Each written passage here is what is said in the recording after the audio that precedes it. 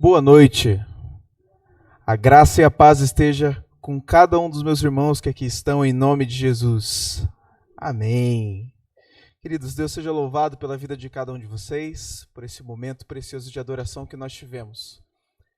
Eu glorifico muito ao Senhor, eu tenho muita dificuldade porque eu não posso passar pelo momento de adoração sem cantar, sem soltar a voz com tudo que tem, mesmo sabendo que pode ser uma faca de dois gumes, eu preciso falar geralmente em torno de uma meia hora depois, mas nunca faltou voz, nunca secou-se as palavras, sempre o Senhor abençoa e deu sustento, porque a adoração é ao nome dEle, e ver a excelência com a qual a nossa igreja conduz a adoração move o nosso coração e nos faz e nos dá o desejo de entregar tudo que nós temos em adoração ao nome dEle.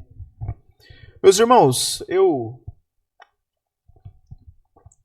estou muito feliz porque eu não tenho uma recordação muito clara se na última vez que nós tivemos essa mensagem, ilustres, desconhecidos, conhecidos por Deus, se eu tive o privilégio de compartilhar ainda a palavra sobre algum desses homens e mulheres usadas pelo Senhor.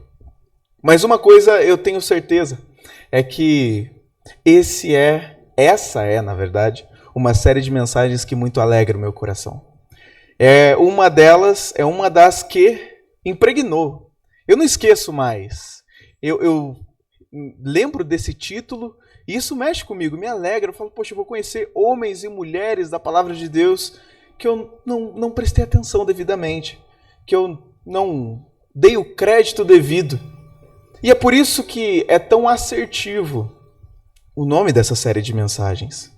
Ilustres, geralmente, em sua definição, significa respeitado, significa destaque, digno de honra. Mas logo em sequência a gente vai para desconhecidos. E parece até um contraponto, parece não fazer sentido quando você junta essas duas coisas. Você pensa em alguém que é respeitado, é digno de honra, mas ninguém o conhece? Parece não caber. Mas a grande verdade é que eles não são necessariamente conhecidos por vários outros. A resposta vem logo em sequência. Conhecidos por Deus. Deus os conhece. Deus usou a vida de homens e mulheres, e é isso que importa. Eu quero, em nome de Jesus, ser um ilustre desconhecido, mas conhecido pelo Pai. Naquele dia, no julgamento, eu quero que o Senhor me chame filho amado. Eu quero que eu seja um desconhecido para a sociedade, mas alguém que avançou no reino de Deus. E hoje, meus irmãos, nós vamos falar sobre um homem muito especial, como vocês notaram com o Vaguinho também, de difícil pronúncia do nome mesmo, tá? Ebed-Meleque ou Ebed-Meleque.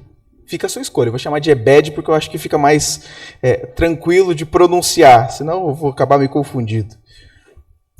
Esse homem é um eunuco etíope. Se você tem algum grau de conhecimento acerca da palavra de Deus, quando eu digo um eunuco etíope, talvez você faça algum tipo de ligação, não com o Antigo Testamento, mas com o Novo, no livro de Atos, onde nós também temos um eunuco etíope presente naquele momento, onde eu ia falar apóstolo, mas não é apóstolo não, onde Felipe, que foi um canal do Senhor para anunciar o evangelho a um homem, um eunuco etíope, que estava viajando de volta para o seu reino e estava com o livro do profeta Isaías no seu colo, tentando desvendar aquele enigma que ele não conseguia. Simplesmente ele não conseguia compreender o que estava lendo.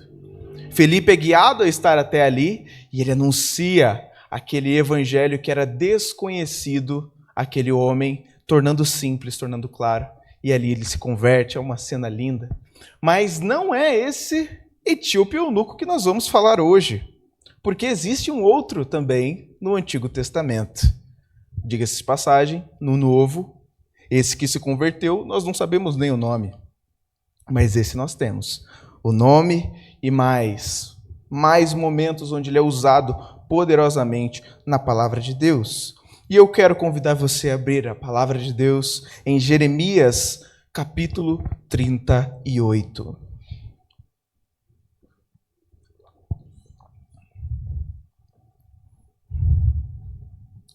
Jeremias, capítulo 38, eu quero ler com você do verso 1 ao verso 13.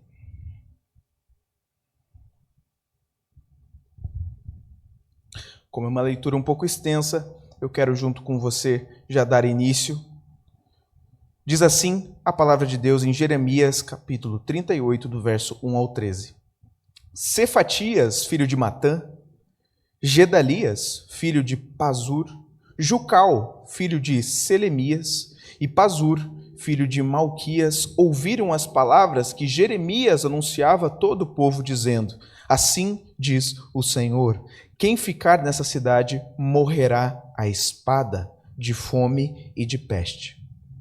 Mas aquele que sair e se render aos caldeus viverá, porque a vida lhe será por despojo e viverá. Assim diz o Senhor, essa cidade infalivelmente será entregue nas do exército do rei da Babilônia, e este a tomará. Então as autoridades disseram ao rei: este homem tem de ser morto, porque dizendo essas palavras, desfalece as mãos dos homens de guerra que restam nessa cidade, e as mãos de todo o povo. Este homem não procura o bem-estar do povo, e sim o mal. O rei Zedequias respondeu: eis que ele está nas mãos de vocês, pois o rei nada pode fazer contra vocês. Então eles pegaram Jeremias e o lançaram na cisterna de Malquias, filho do rei, que ficava no pátio da guarda. Desceram Jeremias com cordas. Na cisterna não havia água, apenas lama, e Jeremias se atolou na lama. Ebed-Meleque, o etíope, eunuco, que estava na casa do rei, ouviu que tinham colocado Jeremias na cisterna. Quando o rei estava sentado junto ao portão de Benjamim, Ebed-Meleque saiu da casa do rei e lhe falou: ó rei, meu senhor, aqueles homens agiram mal em tudo o que fizeram ao profeta Jeremias, que eles lançaram na cisterna. No lugar onde ele está, morrerá de fome, pois já não há mais pão na cidade. Então o rei deu a ordem a Ebed-Meleque, o etíope, dizendo: leve com você 30 homens e tire da cisterna o profeta Jeremias antes que morra. Ebed-Meleque levou os homens consigo e foi à casa do rei, a um lugar debaixo da tesouraria. E pegou algumas roupas usadas e trapos e desceu a Jeremias na cisterna por meio de cordas. Ebed-Meleque, o etíope, disse a Jeremias: põe agora essas roupas usadas e trapos nas axilas por debaixo das cordas. E Jeremias o fez. Puxaram Jeremias com cordas e o tiraram da cisterna, e Jeremias ficou no pátio da guarda. Vamos orar, agradecendo pelo texto da palavra de Deus lida? Senhor, nós queremos louvar e agradecer ao Senhor. Tivemos o privilégio de te adorar, de bendizer o teu nome através de cânticos, através, Pai, de canções tão belos, Pai, através da sua melodia, e agora queremos, Pai, novamente abrir o nosso coração para a tua palavra. Eu oro em nome de Jesus para que o Senhor use a minha vida mais uma vez, em nome de Jesus, é o que eu oro e agradeço. Amém. Glória a Deus. Queridos, o primeiro ponto que eu quero trabalhar com vocês é sobre o contexto que nós estamos inseridos. Não é muito fácil você ler esse texto e não querer se envolver com a história de Jeremias, mas se a gente não situar esse profeta sofredor, e eu diria que ele é o profeta número 1 no aspecto de sofrimento passado, ele tem tanto isso que ele até tem um livro dedicado com as suas lamentações, então mostra que ele passou por grandes tribulações. E não é para menos, porque ele é um dos narradores pré-exílicos. Ele foi um dos responsáveis, então, por falar à nação de Judá para eles se arrependerem, se entregarem, porque a Babilônia viria, eles cairiam e estava tudo dando errado. E ele narrando isso para aquelas pessoas, e obviamente elas o rejeitando fervorosamente. Entenda, querido, que o trabalho de um profeta naquele tempo, não existia uma profissão mais persona não grata do que essa. Você era muito mal-vindo em todos os ambientes que você estivesse. Entenda, nem eu, e eu imagino que nem você, gostaria de ser corrigido. Ninguém gosta, ninguém tem prazer na correção. Imagina de um pecado severo, a ponto do Senhor levantar homens e mulheres para denunciar o pecado, o seu desvio. Era ampla a rejeição no qual eles estavam submetidos. E o que acontece é que, nesse exato momento, ele está anunciando ao povo que o Império Babilônico viria tomá-los. E olha, meus irmãos, é um cenário, perdão o termo, mas de uma desgraceira tremenda. Porque nós temos 2 gerações atrás um homem chamado Jeoaquim. Ele foi um dos reis de Judá. Nabucodonosor deu o alerta para ele, falando, olha, é o seguinte, eu vou tomar tudo aqui, e você não tem como resistir a mim. Então, é o seguinte, eu vou levar os seus nobres, vou levar pessoas importantes, e se você já consegue fazer uma menção, aqui está Daniel inserido com seus amigos, e ele leva alguns nobres de Judá para a Babilônia. E ali ele cerca e fica, olha, eu estou aqui com os seus melhores, a elite do seu povo. Né? Então, entenda o meu nível de poder, você não pode contra mim. E isso fica muito claro, mas ainda assim Jeoaquim se rebela.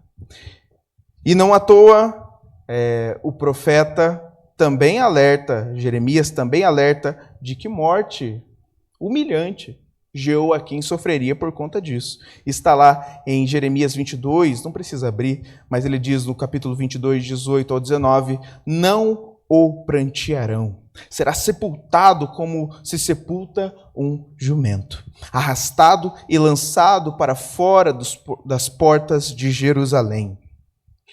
Depois que isso aconteceu, depois da morte de Jeoaquim, seu filho assume. Ele tem muitos nomes que pode confundir um pouco a gente, mas em Jeremias ele está escrito como Joaquim. Daí esse é mais fácil, né? Não é Jeoaquim. Então Joaquim assume esse reinado, só que ele é extremamente curto. Porque o que acontece é que Nabucodonosor fala, o seu pai se rebelou, então agora vem você. Ele pega Joaquim e leva também para o Império Babilônico, só que diferente de Daniel e os outros nobres que viviam com liberdade e eram bem alimentados, bem cuidados, esse vai para ser preso mesmo. Ele fica preso e fica sofrendo lá por um bom tempo.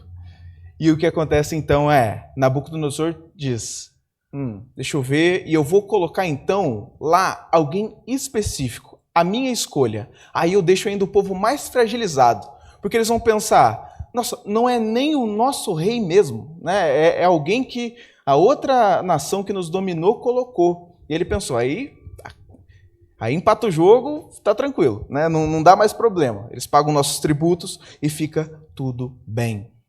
Porém, este é Zedequias.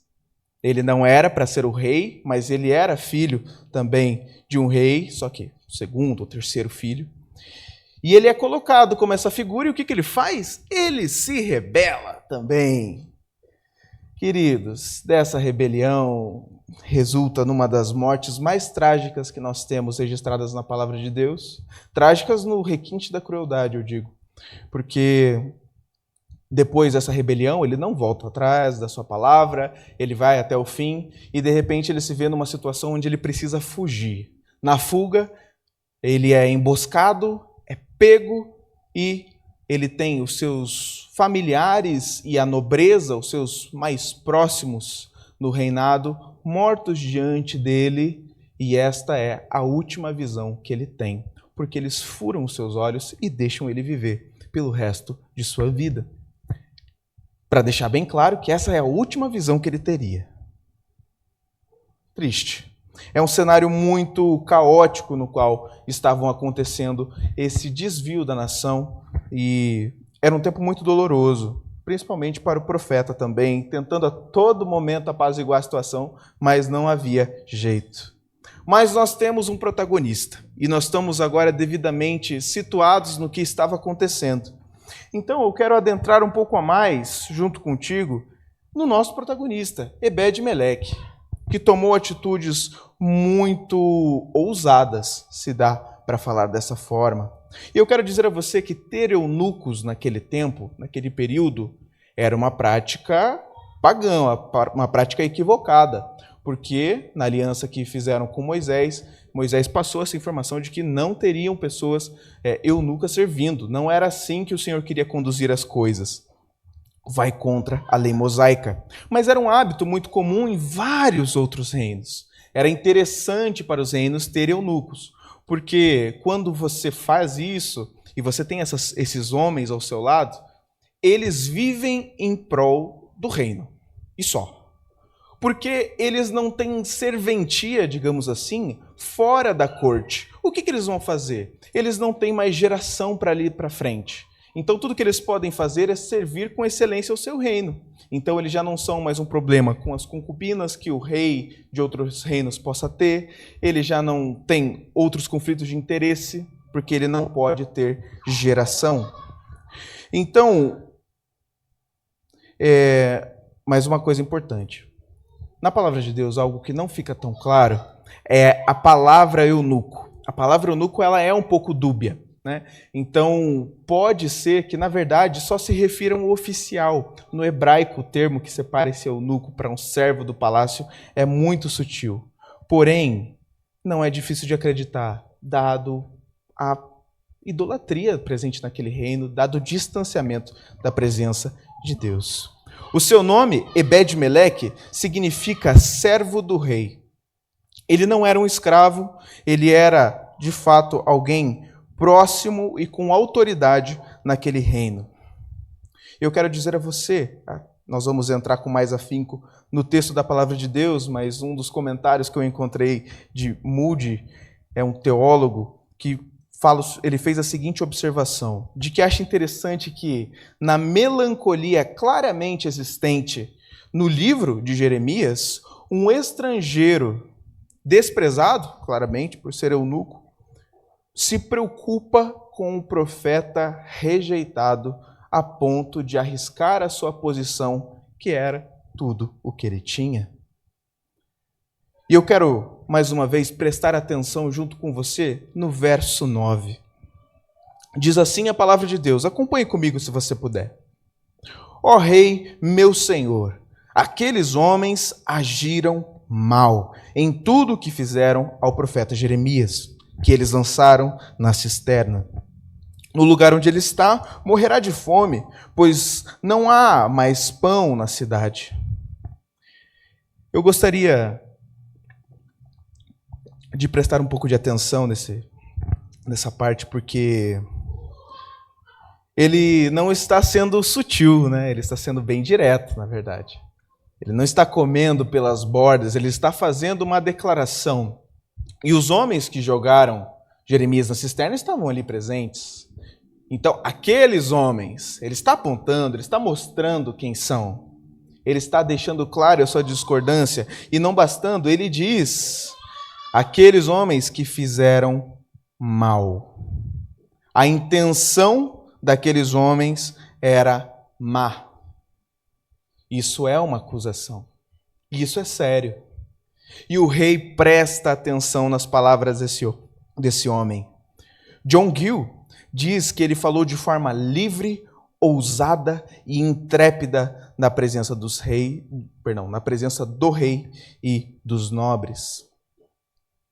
Se tem algo que eu e você, meu irmão, como cristãos, precisamos cuidar e ter um coração sensibilizado, é com as injustiças que nós vemos. Nós estamos cercados de injustiça. Onde quer que nós viremos o nosso pescoço para contemplar, nós a encontraremos. Nós precisamos de um coração cheio de justiça, mas não se confunda com a justiça humana.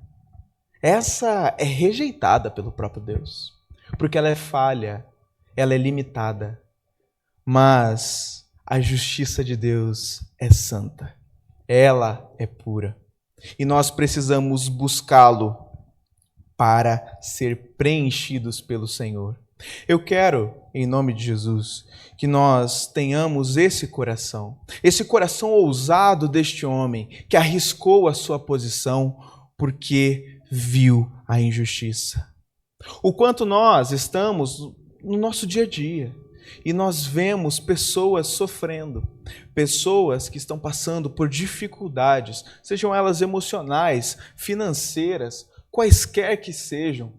E se o nosso coração não se sente incomodado, há algo muito errado conosco.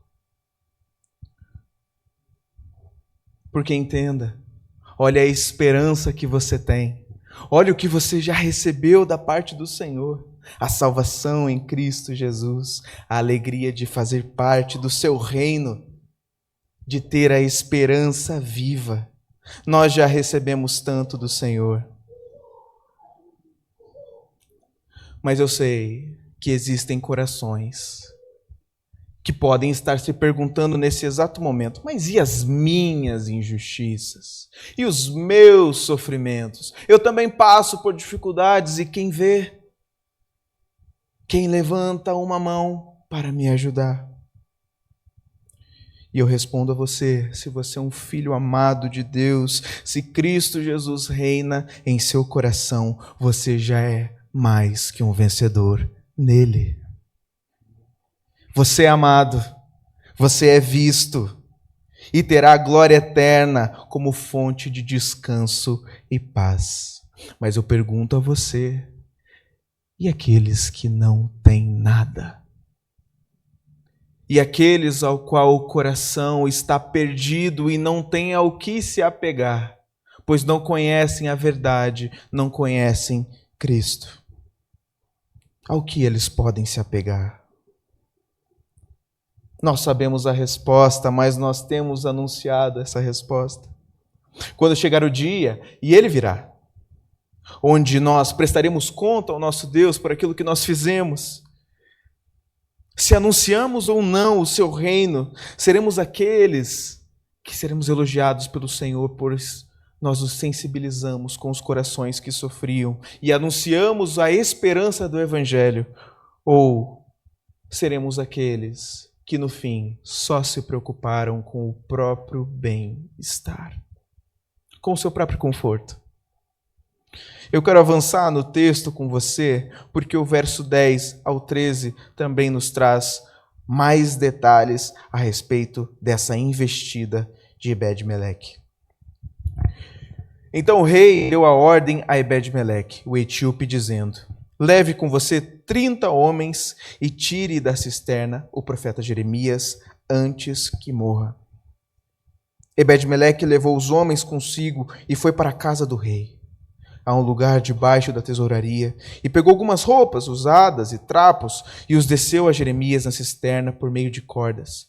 Ebed-Meleque, o etíope, disse a Jeremias: põe agora essas roupas usadas e esses trapos nas axilas por debaixo das cordas. Jeremias o fez. Puxaram Jeremias com as cordas e o tiraram da cisterna. E Jeremias ficou no pátio da guarda. Eu quero dar um conselho a você, se você estiver disposto a aceitar. Quando nós temos algo que incomoda o nosso coração, que nos faz pensar: nossa, não, isso aqui eu preciso reclamar. Eu preciso falar isso. Eu preciso defender essa causa.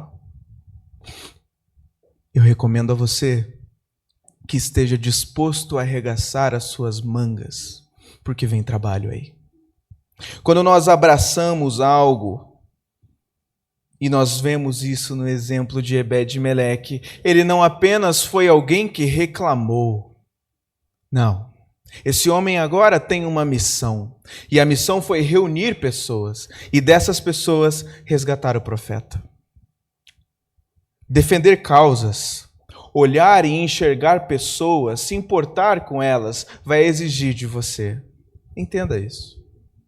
Vai dar trabalho, e dá mesmo. E se nós formos tolos, romantizando, pensando que não, agora já falei, agora está resolvido. Não.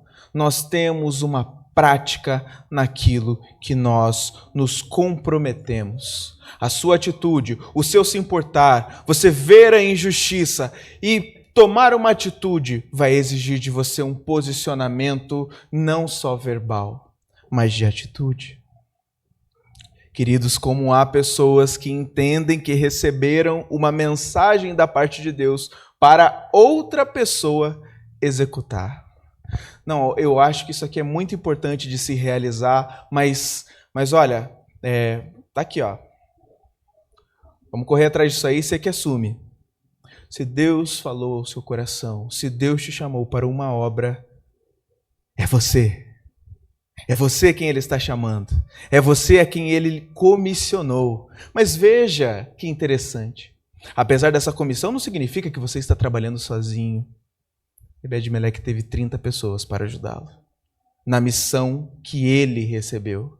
Você contará com auxílio. O Senhor proverá o recurso, proverá a mão de obra, mas a missão continua sendo sua. É comigo. Mesmo que falte as pessoas, mesmo que falte o recurso, o Senhor estará comigo, Ele proverá, Ele irá nos fazer avançar.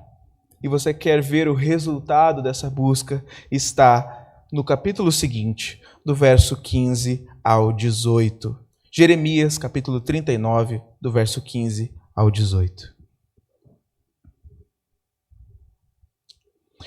Ora, quando Jeremias ainda estava detido no pátio da guarda, a palavra do Senhor tinha vindo a ele dizendo: vá e diga a Ebed-Meleque, o etíope, que assim diz o Senhor, o Deus de Israel: eis que eu cumprirei as minhas palavras contra essa cidade para o mal e não para bem.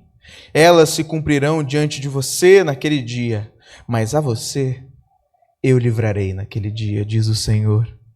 E você não será entregue nas mãos dos homens de quem tem medo, pois eu certamente o salvarei. Você não cairá à espada, a sua vida lhe será por despojo, porque você confiou em mim.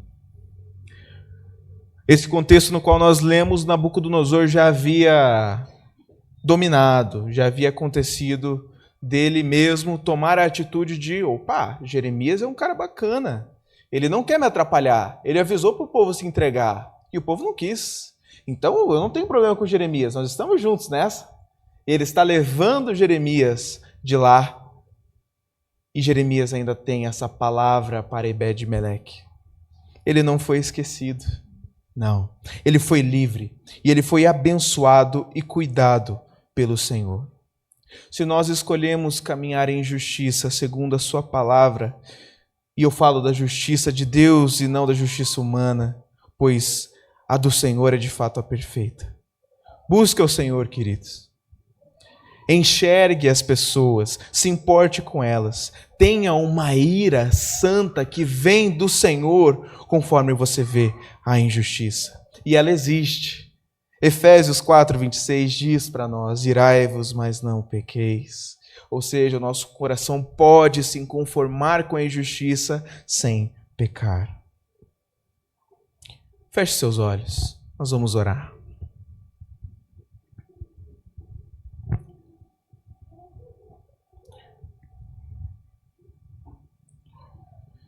Eu sempre lembro de uma devocional da nossa igreja, no qual foi escrita pelo meu pai, que era uma fase da minha vida com o Senhor que eu estava um pouco distante da parte de Deus. Não o buscava e não ouvia a sua voz. E ele fez com essa devocional com um título intencional, que era assim: filho, eu estou vendo você. Se você ouvisse essa frase da parte de Deus, você se alegraria ou o seu coração se preocuparia? Pois isso vai dizer muito da forma como nós estamos vivendo a nossa vida espiritual, como nós o temos buscado. Se estamos retos diante da sua presença, o buscando, ouvindo a sua voz, essa palavra é um bálsamo. Nosso Deus está nos vendo. Foi isso que Ebed-Meleque sentiu. Mas se nós estamos distantes da sua presença, isso pode nos trazer receio, um senso de acusação talvez. Eu quero dizer a você nessa noite que o Senhor está te vendo. Ele enxerga a sua vida. Ele enxerga se você também tem enxergado os outros. Tem aberto os seus olhos para as demandas e as necessidades de outras pessoas.